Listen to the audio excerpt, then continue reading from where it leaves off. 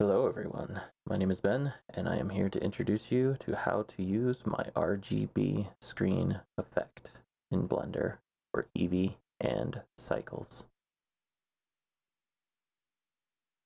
Alright, so we're going to go ahead and get started at breaking this down. So first things first, this is the material. It's actually pretty decently laid out, so it should be pretty easy to understand. We are affecting the image on the TV screen. So the main controls we have here, we've got the vertical resolution, which sets the resolution of the vertical stack of pixels. And then we've got the vertical and horizontal ratio, common ratios, 4:3, 16:9, all that good stuff. Then we've got the screen's brightness, saturation, and black level. The roughness of the overall material, which kind of affects the reflectivity of the screen. And then we have pixel bump height, which affects the actual bump height of the individual pixels. Doesn't affect too much of the look of the overall thing, but it's there. Then we've got dead pixels, if you want to add a little bit of stylization to the screen itself. Everybody ends up with dead pixels at some point. And then we've got fuzz intensity and fuzz seed. So you can change how much fuzz grain there is and, affect the overall seed of that. And then inside this group, we have the overall node groups. So I'll go over what each of these ones does. So we have the resolution converter, which will take whatever inputs you gave for what you want your output image to be and converts that into an X and Y resolution for various functions. The re-res group will take a normal 0:1 UV map and will remap it to give you perfect pixels based on the resolutions that you gave. Then we've got the image distortion, which we will go over more in depth in a little bit. And of course, your image node, which can be a movie, it can be an image sequence, which is what I'm currently working with, and it could be a static image if that's what you want. One of the main things that will kind of influence what happens later on is going to be the clip, extend, or repeat. I suggest either using clip or repeat. When we start distorting the image later, this will affect when, the screen skews off to the side, whether it's going to be black or if the image is going to wrap back around. So right now I have it set to clip, so it will actually be black. Then we've got the post FX, which has the image input, this thing called edge glow, which we will go over when we go over the image distortion node. Then, our fuzz inputs. And then we've got the actual RGB screen effect. So what we are doing in this is it is taking the X and Y pixel range that we created, and it is creating an RGB pixel for each pixel of the overall screen. That is what creates this nice little warpy effect on the actual image. And then, of course, we've got our saturation black level control inputs that come from the master node. And then we've got the output of the pixel bump, because the actual pixels are generated inside this node. And then the post effect image of the RGB screen. Then we've got our dead pixel node, which controls all of the dead pixels.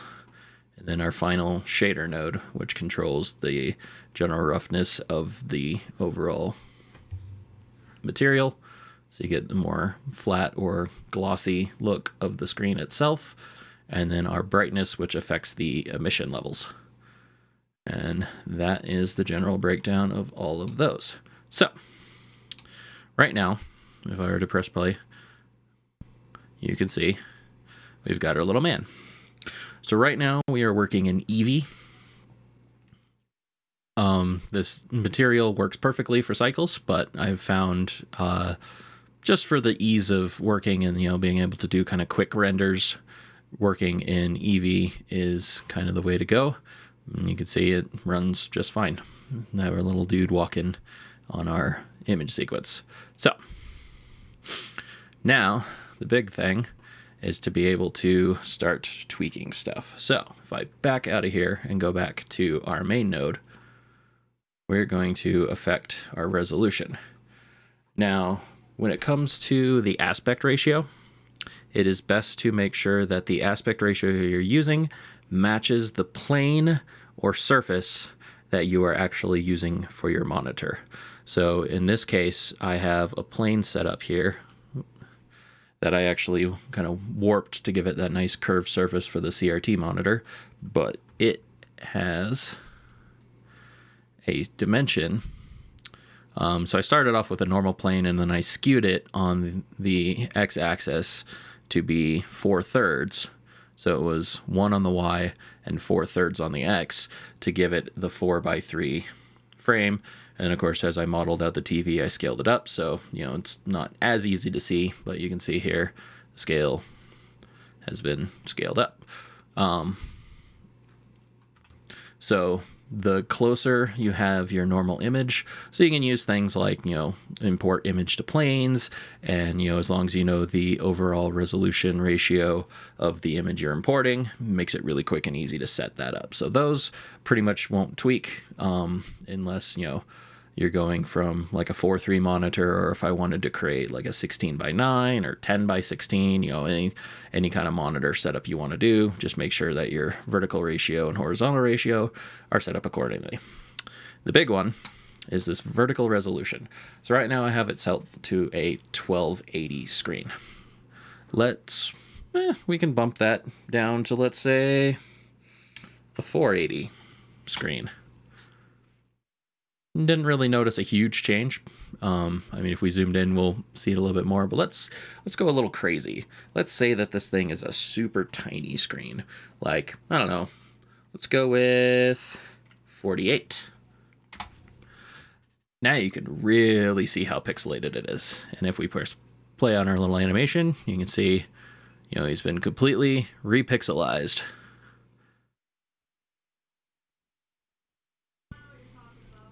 So this sets the vertical number of pixels, and then, the ratios handle all the rest of the calculations. Hello, Windows. Thank you for telling me that I have an update. All right. So, let's set this something relatively low, but kind of reasonable. So I'm going to put that at 360. Now we have the brightness. So if we were to drop the brightness to 0, you see there's nothing coming off the screen.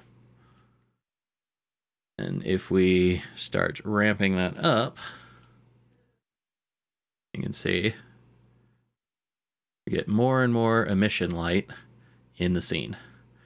And we can crank that up to, pretty much whatever. And you can see we got a nice glow because we've got the bloom set on our Eevee settings. So you can get this thing, cranked up if you really want to, but that affects the emission levels for the actual image. So something reasonable. I had it down to 100, but you can set it pretty much wherever that gets you the look that you want. Then saturation is going to affect the overall color saturation, and this is pretty much directly plugged into one of the HSV nodes. So you've got a saturation of 2 for oversaturated colors, all the way down to 0 for completely black and white. If you want to have like an old monitor, you can do like a 0.5 or like a 0.75 I tend to use, because it still keeps, a decent amount of color. Or if you, let's say, wanted like a 4K monitor. So hypothetically, I'm going to do a 2160 4:3 monitor with uber saturation. Ah, look at that. 4K CRT monitor. Ooh. Ah. So let's set that back. So I'm going to put that at like, 0.8. Then the black level sets what the lowest value the monitor will actually set. If you've ever, encountered old TVs, usually when there's nothing on screen, it's not completely black. it's a little gray. So that's what this affects.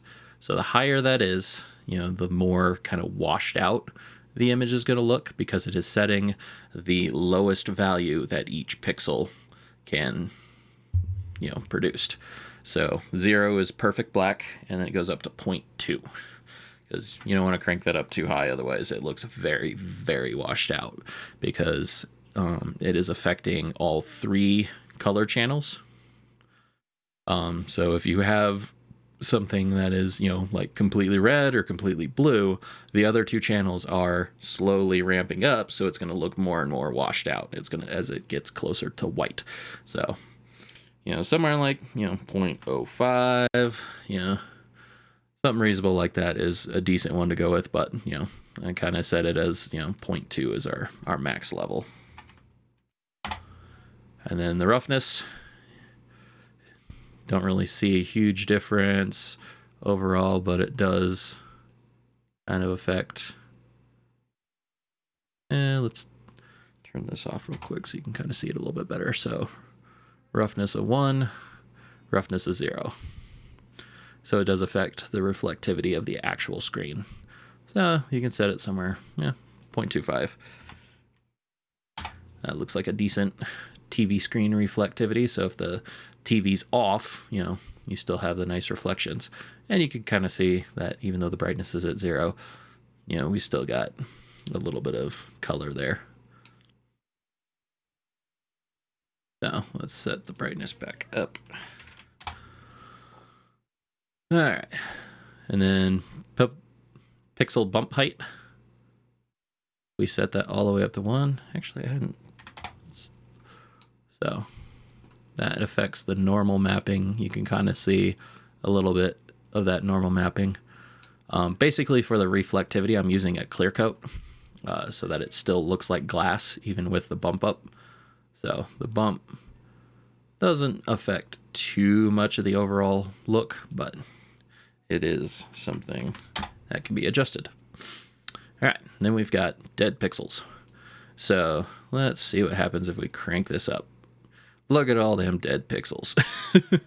So this would be a pretty old screen, and even if we animate, we can see those pixels don't change, which is, accurate to an actual screen. You don't want dead pixels dancing all over around. They're dead. They don't move. And then we are going to move on. Well,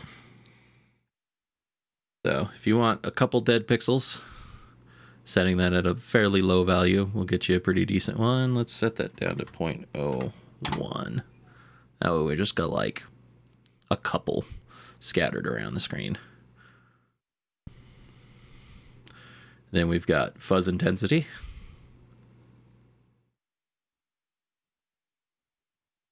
Which is going to get us closer to like a black and white thing. Bring that down for just a little bit of graininess. And then, of course, we could change the seed, which is going to just, scramble that around like normal seed values do. So those are the basic controls, just to get you, a decent looking screen. But now we can get into the fun stuff, where we actually create distortion. So the distortion node is set up so that these can actually be stacked. Now there's a few controls that we do not want to use on any previous stacks, but only on the final node in the stack. And those ones are going to be your shift, X and Y, your edge glow settings, and then the distortion skew. Now the skew is when you have, something that is skewed, like a perpendicular or parallelogram. That's what I'm thinking of. It skews it like a parallelogram. So it'll take the image that is normally, perfect rectangle and start skewing it either direction. And you'll see what I mean when I get to that one. So X shift does kind of what you would think it does, where we've got shift up. Come on. And It does help to hold shift while adjusting these to get you a little more fine control, but as you can see, there we go. Got left, and I thought I fixed this, so let me correct this real quick. Thought I fixed that because we want to be able to shift it left and right. So we want positive and negative control on that. Okay. There we go. Positive and negative shift. And you can see with the clip, it is going to black when it is off screen. If we set that to repeat, it's going to loop back.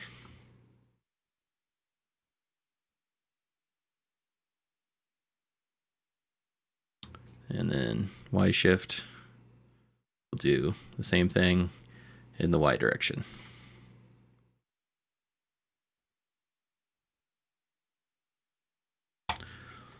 Okay, so for the next little bits, and I'm actually going to recenter this for now, because how I prefer to work with this is to get the distortion the way I like it, and then start adjusting the shift, or I'll even set up drivers for the shift so that we can animate it later, and I'll get into that here in a minute. So the easiest way to be able to see what you're doing with the distortion is to add edge glow. And what the edge glow is that kind of white edge that you get around the image.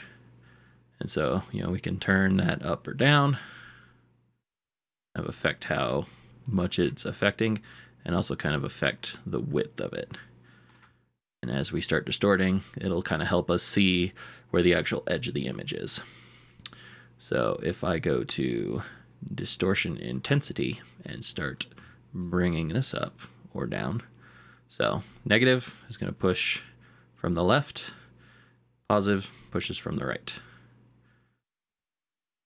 Now the cool thing about being able to stack these nodes is you can kind of sculpt that edge. So the more of these, you can have large, small effects, and you'll have a large, intense distortion, and then you can add smaller distortions in the opposite direction, so you kind of have this nice S-hook. So if I were to add one of the image distortion nodes and add that in front,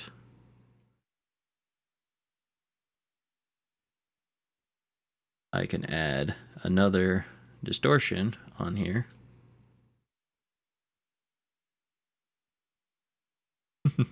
Takes it a second to recalculate. Oop. Oh, it's going out the edge glow. So make sure when you connect the nodes, it likes for some reason to default to the edge glow. Make sure you hook up the distorted UV to the incoming UV. There we go.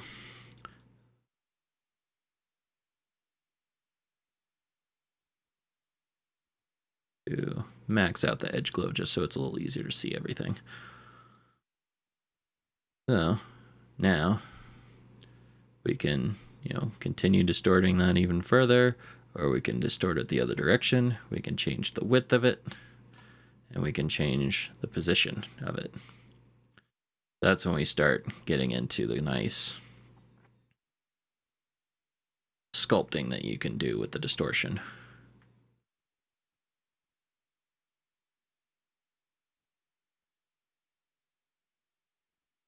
And so the X and Y shift will work on any of the nodes, but just for simplicity, it's best to leave it for the final distortion node to set those things. And then the edge glow will remain unconnected on all the previous ones, and only the final one will be connected to our post effects.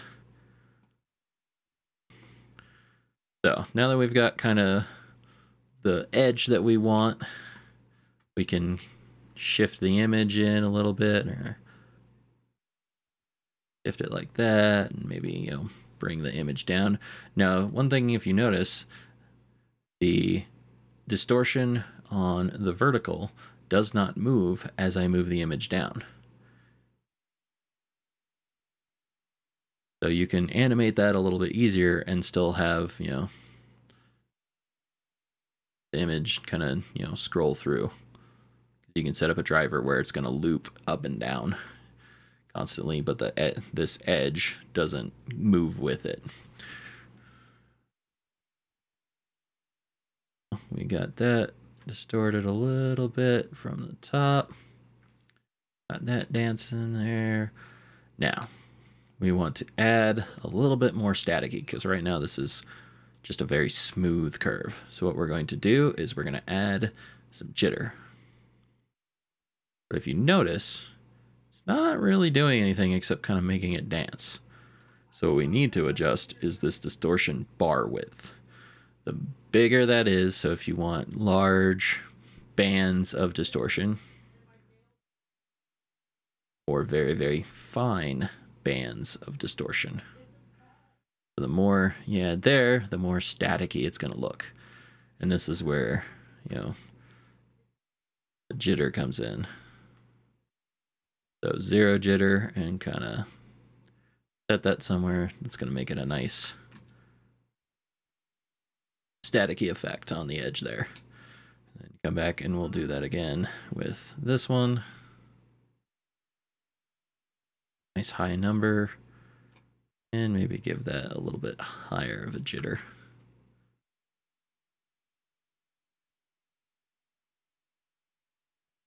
So now, if we're going to play, you see he's now walking through nice and distorted.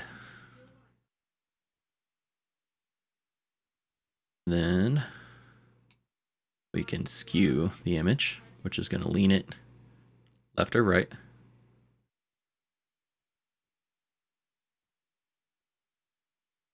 We can kind of stretch it out where the image is, tilted to that side. That's one of the other controls that it's best left to the final node if you're going to stack multiple distortions together. All right, now that we've got our distortion set up, kind of want to be able to animate this so that it looks like, a live screen. So the easiest way to do that is with drivers. And actually the modifier drivers is one of the nicest ways to do this. So what we're going to do is we're going to take like our Y shift and we are going to add a keyframe. And then we are going to go down here to a graph node, go into our modifiers, and we're going to add noise. So now we can see that the Y shift is now bouncing around. And you can adjust the intensity of that by adjusting the strength. So you can make that a little less choppy.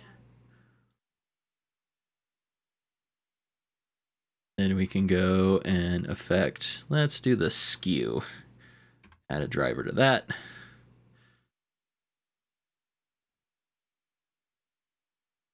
See a little bit better what I'm working on. Add a driver to that one. Give it some noise as well. That way, our image is bouncing around like crazy. And we can control the scale of that to kind of smooth it out. That way it's not bouncing the same way as the Y shift.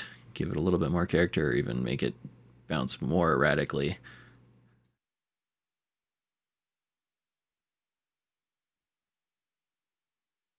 And let's say we want to affect the jitter. We're just going to make that static move.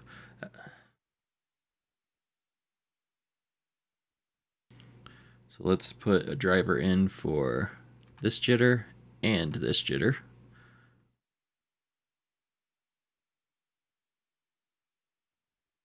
That.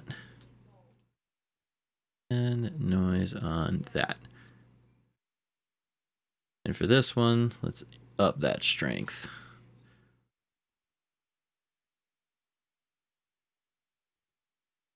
And we can see it a little bit better if we, kind of silence the other two.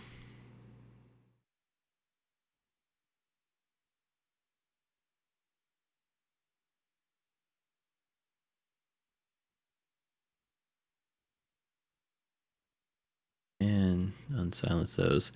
Now we've got a crazy image going on here. And yeah, so you can add drivers to all those just to make it, you know, a little bit more interesting as it's sitting there. Now,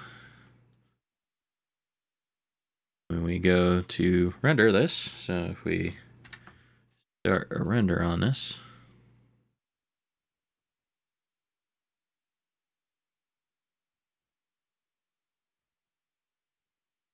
you can see that we have this nice jumpy effect. Render out a few frames to 16 frames because that's the whole animation.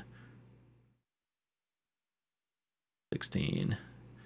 Go ahead and cancel out of that. I don't want it to do the whole 300 because we'll be sitting here for a few minutes. And we can view animation. There you go. Nice, broken, old CRT screen.